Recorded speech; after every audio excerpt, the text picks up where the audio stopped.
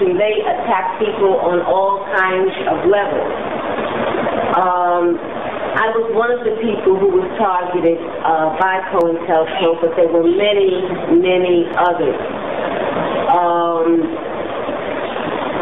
As a member of the Black Panther Party in New York City, I witnessed 21 of our most effective, most articulate organizers and leaders be victimized by a conspiracy charge. They were charged with conspiracy, and the charges were insane. They were charged with conspiracy to blow up department stores. They were charged with conspiracy to blow up subways. And one of the most insane charges was conspiracy to blow up the Bronx Botanical Gardens, and nobody could ever figure out, why anybody would want to blow up flowers. That certainly was not part of our political program and platform. But however, they were put into prison for, most of them spent 2 years, more than 2 years in prison. Each was given $100,000 bail.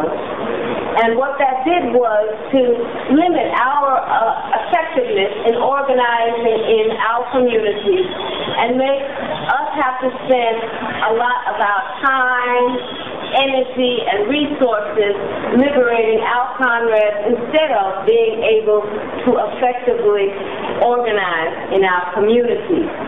I believe personally that COINTELPRO is still going on under another name and a much more sophisticated, much more dangerous type of COINTELPRO. So we could never think that that was an era that was in history. The United States government has not changed. In fact, I think it has become more repressive.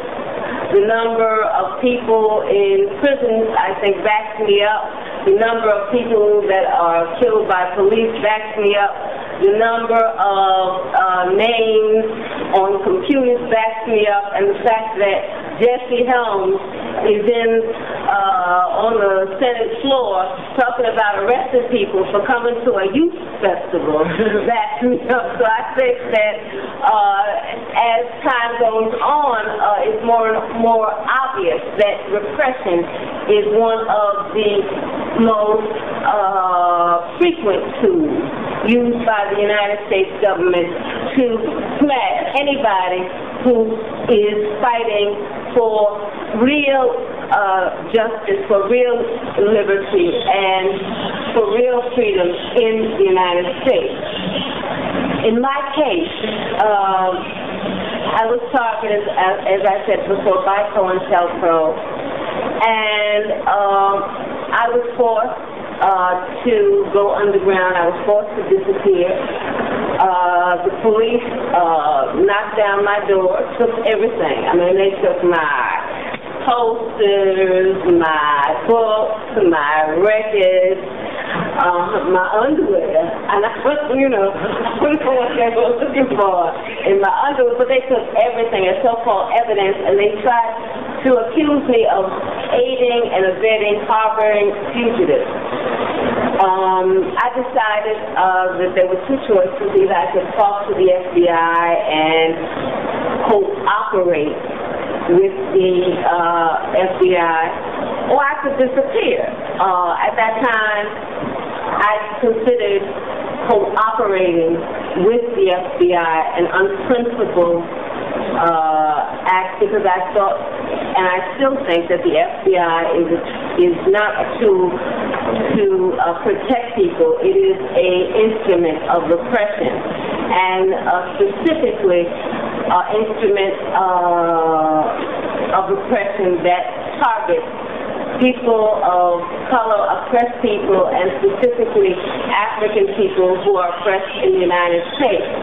So I thought that cooperating would be immoral, and I decided to disappear. I decided to go underground, and at the time I was very innocent. I thought, well, all they're looking for me for is aiding and abetting, harboring fugitives. It was a lie.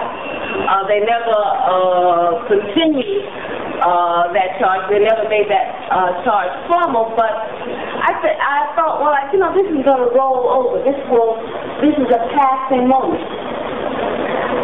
But I was very mistaken.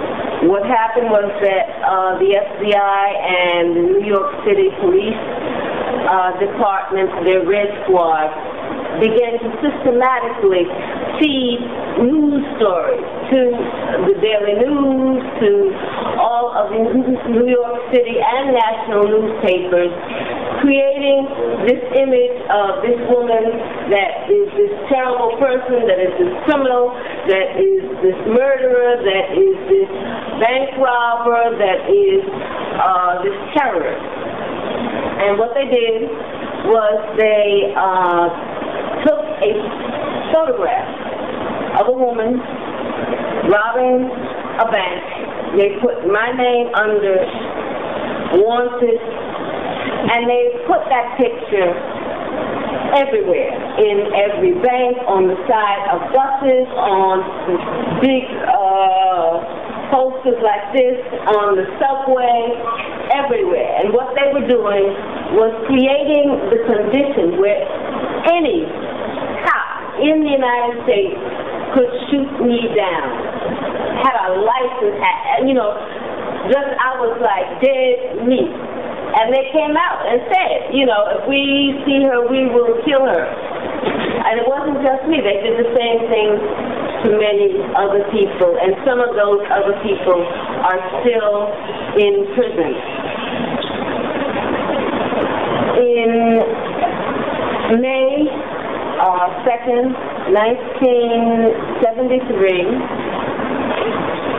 I was shot once with my hands in the air, shot once in the back. I was left on the ground and to die. And they kept coming back and saying, is she dead yet? Is she dead yet? Finally, when it was obvious that I was not going to die right then, I was taken to a hospital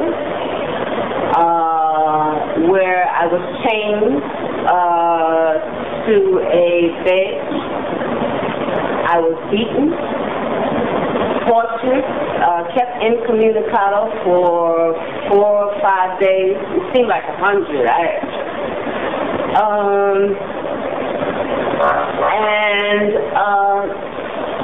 I was denied any right to see lawyers, to see anybody. My aunt, Evelyn Williams, who is also my lawyer, finally got a court order to come to see me, and since I could not tell her the extent of what was happening, I told her, please do something, because I was accused of